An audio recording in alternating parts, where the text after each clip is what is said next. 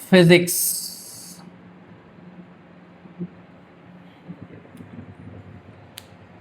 Maths का exam काफी आसानी से हो गया।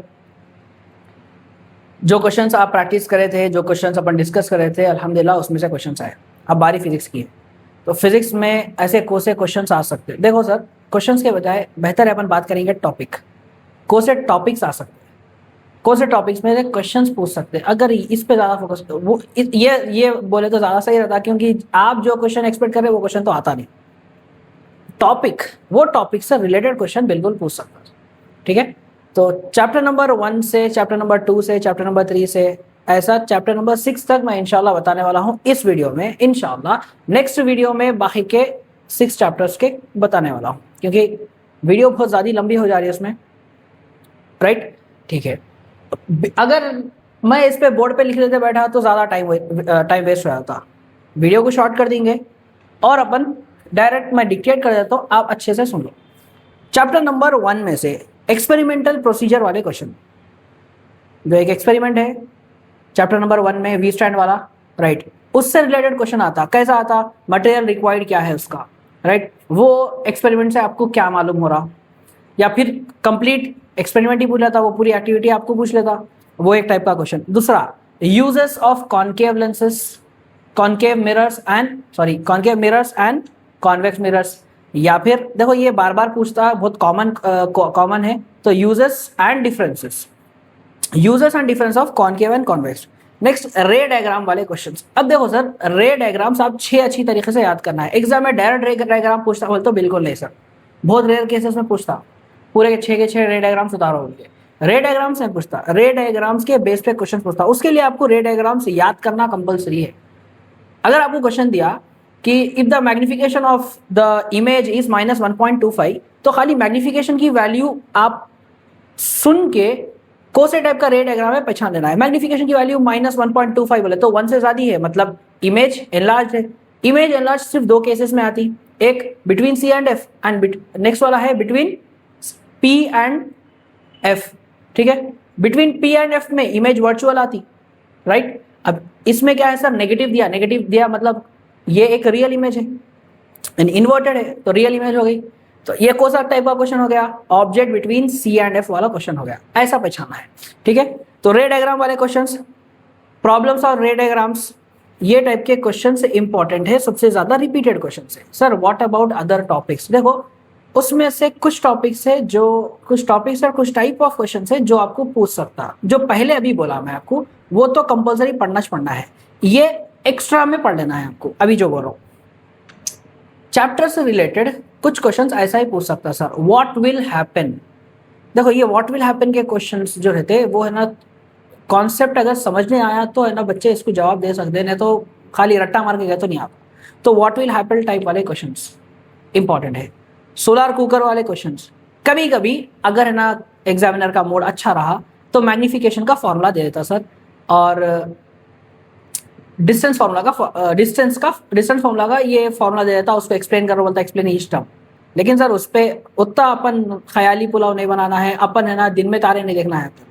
तो क्या करना है, मैग्निफिकेशन ये वो सब है ना कैसा ही पढ़ लेते आप, स्टिल मैं आपको ये बोल रहा हूँ कि ये भी वन ऑफ द इंपॉर्टेंट है, वेरी शॉर्ट में आ जाते हैं। Moving on to chapter number 2। अब चैप्टर नंबर 2 में सबसे ज्यादा पूछे जाने वाले टाइप के क्वेश्चंस क्या क्या है, या फिर टॉपिक्स क्या क्या है। देखो balancing of chemical equation compulsory, अब इसमें डाउट ही नहीं है।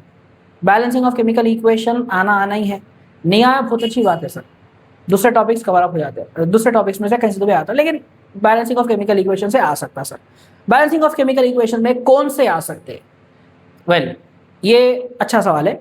तो sir balancing of chemical equations में से फर्स्ट है कंबशन ऑफ प्रोपेन।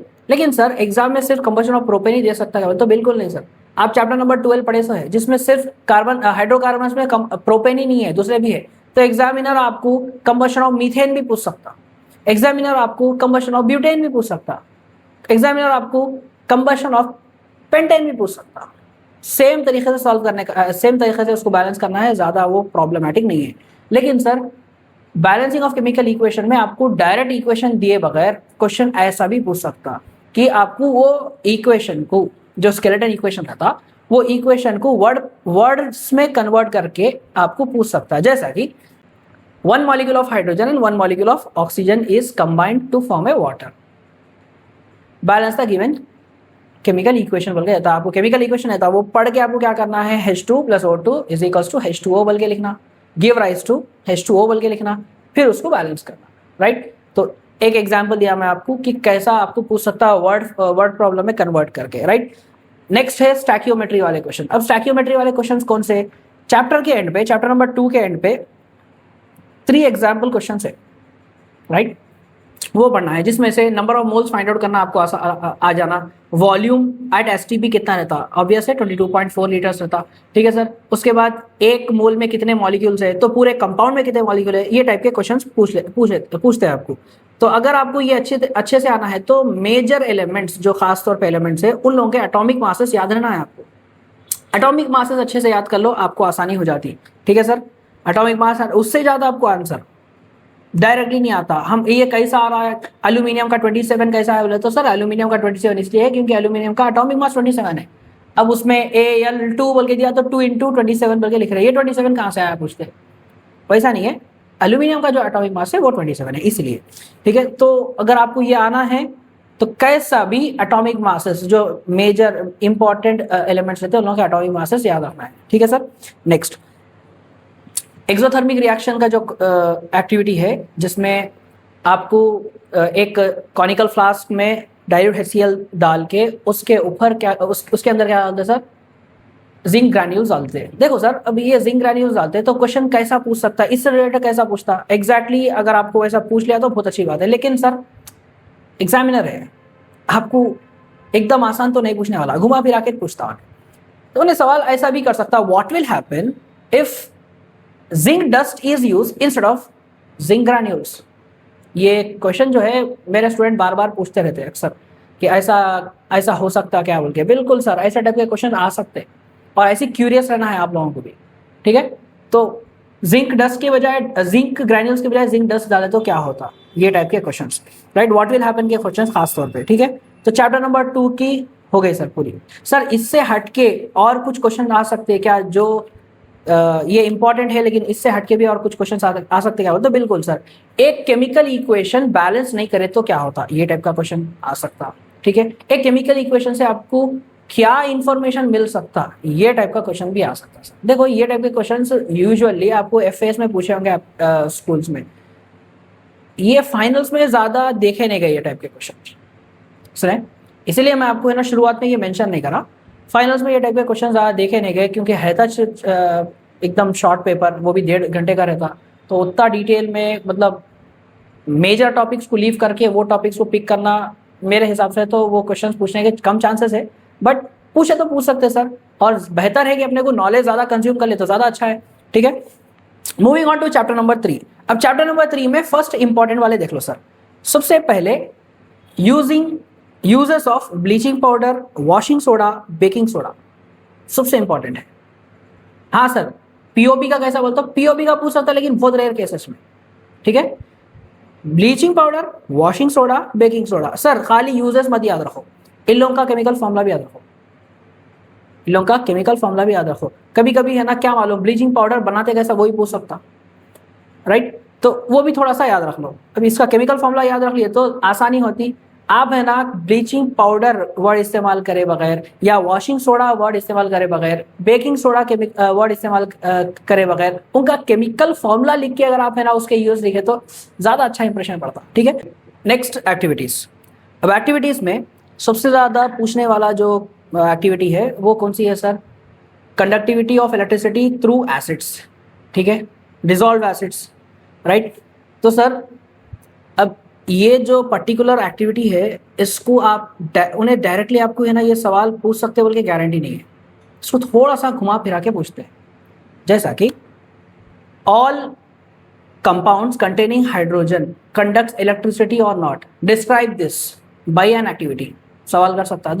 तो अपने वो एक्टिविटी में ग्लूकोज, अल्कोहल और एसिड, राइट, ये तीनों का इस्तेमाल हुआ। Glucose also contains hydrogen, alcohol also contains hydrogen and acid also contains hydrogen. तो ये टाइप क्या, ये ऐसा घुमा फिरा के पूछ सकता सर आपको।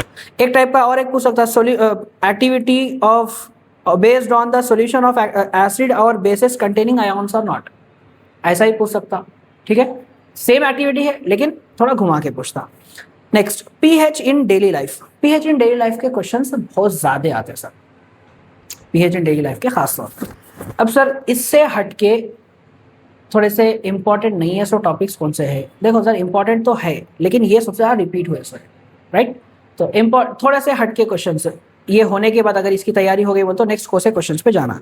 तो पहले जाओ टाइप्स ऑफ इंडिकेटर्स पे, दो के दो, ऑल्फैक्टरी इंडिकेटर्स और विजुअल इंडिकेटर्स, राइट? उसके बाद क्रिस्टलाइन वाटर ऑफ क्रिस्टलाइजेशन की एक्टिविटी, खास तौर पे कॉपर सल्फेट वाली जो एक्टिविटी है, राइट, वो वाली एक्टिविटी कंपलसरी है सर। उसके बाद न्यूट्रलाइजेशन रिएक्शन और उसके यूजेस डेली लाइफ में। ठीक है, पीएच तो ऑलरेडी बोल दिया आपको मैं, पीएच इन डेली लाइफ बोला तो कहीं वही नहीं पढ़ना है आपको, पीएच के बारे में वो पूरी टॉपिक पढ़ लेना है। पीएच किसको बोलते हैं सर? पोटेंस ऑफ हाइड्रोजन, ये कंप्लीटली पढ़ने का है इसको। ठीक है, moving on to next chapter number 4, refraction. अब रिफ्रैक्शन का कैसा है सर? रिफ्रैक्शन में सबसे ज्यादा पूछे जाने वाले सिमिलर टू अपने चैप्टर नंबर 1 के जैसा कि जो पहले बोला आपको, रे डायग्राम के क्वेश्चंस, रे डायग्राम ऑफ लेंसेज और उसके कैरेक्टरिस्टिक्स, इमेज की जो कैरेक्टरिस्टिक्स है वो पूछ सकता। यूजेस ऑफ लेंसेज ज्यादा पूछने के चांसेस है। अगेन एक्टिविटीज, अब एक्टिविटी में सर एक बार एक क्वेश्चन पूछा था जो आपके 10th के सिलेबस में नहीं था बल्कि 9th के सिलेबस में था। ठीक है, एक्टिविटी क्या थी sir? Do the experiment of to find out the refractive index depends upon the nature of the material. अब जिसमें लाइट रे ग्लास स्लैब से पास होती तो पहले रेयर मीडियम रहता, बीच में डेंसर मीडियम रहता, फिर रेयर मीडियम रहता, तो वहां क्या होती है? लाइट रे रिफ्रैक्ट होती। वो वाली एक्सपेरिमेंट पूछा आपको, जबकि वो 9th क्लास का है, right? Next, activities to find the focal length of lenses, ये टाइप के क्वेश्चंस। और जो इंपॉर्टेंट है, lens maker formula. Lens maker formula भी पूछ सकता है, लेंस मेकर फॉर्मूला का डेरिवेशन नहीं पूछता लेकिन लेंस मेकर फॉर्मूला के प्रॉब्लम्स पूछता सर। ये हो गए मोस्ट इंपॉर्टेंट ये चैप्टर में से। What about the other topics? Start करेंगे सर। Problem based on ray diagrams, जो आपको शुरुआत में बोला था, जिसमें मैग्निफिकेशन की वैल्यू दे देता सर, और इमेज डिस्टेंस, ऑब्जेक्ट डिस्टेंस, ये सब दे देता। नेक्स्ट, स्नेल्स लॉ इंपॉर्टेंट है। ठीक है, रिफ्रैक्टिव इंडेक्स का कभी फॉर्मूला पूछ लेता, या फिर रिफ्रैक्टिव इंडेक्स का डेफिनेशन पूछता कि ये एक डेफिनेशन दे देता, बोलता कि ये डेफिनेशन सही है या नहीं है। ठीक है, नेक्स्ट, व्हाट हैपेंस वाले जो क्वेश्चंस बोला था मैं आपको पुराने चैप्टर्स में, उसमें से 2 टाइप के क्वेश्चंस पूछ सकता सर। अगर लेंस 2 डिफरेंट मटेरियल से बने हुआ है तो क्या होता, या फिर लेंस को कट कर दिए आप, ठीक है, स्प्लिट कर दिए, हॉरिजॉन्टली और वर्टिकली स्प्लिट कर दिए तो क्या होता, ये टाइप के क्वेश्चन पूछ सकता सर।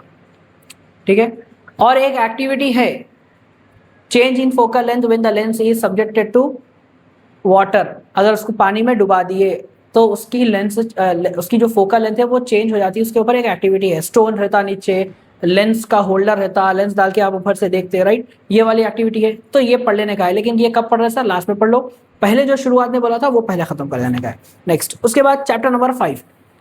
अब चैप्टर नंबर 5 में टॉपिक्स बहुत है लेकिन मोस्ट इंपॉर्टेंट कौन से है? Power of lens. Power of lens बहुत इंपॉर्टेंट है sir. Doctor prescribed him 2D lens बोल के दिया, या 3D या 4D बोल के दे दिया, मतलब क्या है इसका बोल के पूछता, फोकल लेंथ फाइंड आउट करो बोल के पूछता, सो ऑन। ठीक है, तो पावर ऑफ लेंस के questions. Next, scattering of light की टॉपिक में स्कैटरिंग ऑफ लाइट और डिस्पर्शन ऑफ लाइट तो कंपलसरी आपको ये है ना sir, one of the most important है, इन दोनों को डिफरेंशिएट करो बोल के बोलते हैं। लेकिन स्कैटरिंग ऑफ लाइट की टॉपिक में अगर फर्दर गए तो sunrise, sunset, blue colour sky, twinkling of stars. Twinkling of stars आपके टेक्स्ट बुक में नहीं है लेकिन पूछते सर। ठीक है, twinkling of stars, sunset, sunrise and blue colour sky. ठीक है, डिस्पर्शन ऑफ लाइट, इसके एप्लीकेशंस, रियल लाइफ एप्लीकेशंस क्या क्या है। Next, 3 defects of eyes, myopia, hypermetropia, presbyopia, ये टाइप के क्वेश्चंस पहले खत्म कर देने का है। अगर ये खत्म हो गए तो अब उसके बाद ये इंपॉर्टेंट हो गए, अब उसके बाद जो आने के और चांसेस है, राइट, वो वाले देख लीजिए। Activity to find the refractive index of prism. देखो ये रिफ्रैक्टिव इंडेक्स ऑफ प्रिज्म वाली जो एक्टिविटी है, इसको सेम मैं आपको जब पहले बोला था कि एक्टिविटीज को डायरेक्टली नहीं पूछता, थोड़ा घुमा फिरा के पूछते बोल के बोला था। तो इसको है ना कैसा पूछता था, activity of finding angle of incidence and angle of prism या एंगल ऑफ डिविएशन, एक क्वेश्चन पूछ लिया। Next, activity to find the relation between angle of incidence and angle of refraction. ऐसा कुछ तो भी गुस्सा आपको पूछता, थोड़ा घुमा के पूछता बस उतना। फाइन, तो ये टाइप के क्वेश्चंस आपको एक्टिविटी बेस पूछ सकते हैं। पूरी एक्टिविटी पढ़ लेने का है, एक्टिविटी अच्छी तरीके से पढ़ना है, कंप्लीटली डिटेल में पढ़ लेने का है, और उसको आप है ना सर अच्छे से याद कर लो, क्योंकि वर्ड्स थोड़े से घुमा फिरा के पूछने वाला है एक्टिविटी में, अगर आया तो। Fine, next, questions based on parts of eye. Eye के डिफरेंट पार्ट्स होते हैं, राइट, कॉर्निया, आइरिस, प्यूपिल, इससे रिलेटेड क्वेश्चन पूछ सकता है। What is accommodation of lens, what is variable aperture, ठीक है, इमेज कहाँ फॉर्म होता, आई के कौन से पार्ट पे फॉर्म होता, ऑप्टिक नर्व का फंक्शन क्या है, ठीक है सर। ये वेरी शॉर्ट में क्वेश्चंस आते हैं, ये दुआ करोगे अगर ये क्या बोलते हैं सेक्शन 2 में आ गया तो बहुत अच्छी बात है। नेक्स्ट, उसके बाद फॉर्मेट्स प्रिंसिपल और latent least distance of distinct vision, least distance of distinct vision, angle of vision, ये बहुत इजी टॉपिक्स है, जल्दी कवर हो जाते हैं, ठीक है सर। मैग्निफिकेशन की एक और फोकल लेंथ की एक और टॉपिक है, आई की फोकल लेंथ की एक टॉपिक है कि एफ मैक्स और एफ मिनिमम क्या है, एफ मैक्स कितना रहता, एफ मिनिमम कितना रहता, एफ मैक्स 2.5 रहता और एफ मिनिमम कितना रहता सर 2.27 रहता, ये कैसा आता, ये पूछ सकते सर। अगेन इसके ऊपर पूरा भरोसा नहीं है मेरे को, ये है ना ये एग्जाम में कैसा भी आता बोल के, तो क्या करना है, खाली वो वैल्यूज याद रख लिया वो तो काफी है। जैसा कि एंगल ऑफ विजन की वैल्यू कितनी है, least distance of distinct vision कितना रहता सर, नॉर्मल ह्यूमन बीइंग में कितना रहता, ये कभी कभी है ना मल्टीपल चॉइस में पूछ ले सकते हैं, तो नॉर्मल ह्यूमन बीइंग में कितना रहता, छोटे बच्चे में कितना रहता, एक एज पर्सन है तो उनका least distance of distinct vision कितना हो जाता, ठीक है। ये वैल्यूज अच्छे से याद रख लिए बोले तो आपकी तैयारी मुकम्मल हो जाती है इंशाल्लाह। लास्ट वाला है सर चैप्टर नंबर 6। देखो ये चैप्टर बेहतरीन है, जबरदस्त चैप्टर है, तो अब इसमें से कौन सा टॉपिक आ सकते हैं सर, सबसे ज्यादा पूछे जाने वाले कौन से टॉपिक से। तो फर्स्ट SPDF, एफ तो नहीं पूछता लेकिन SPD ऑर्बिटल के शेप्स, कभी कभी P ऑर्बिटल के 3 शेप्स उतारो बोलता, PX PY PZ, ये पूछ ले सकते हैं सर।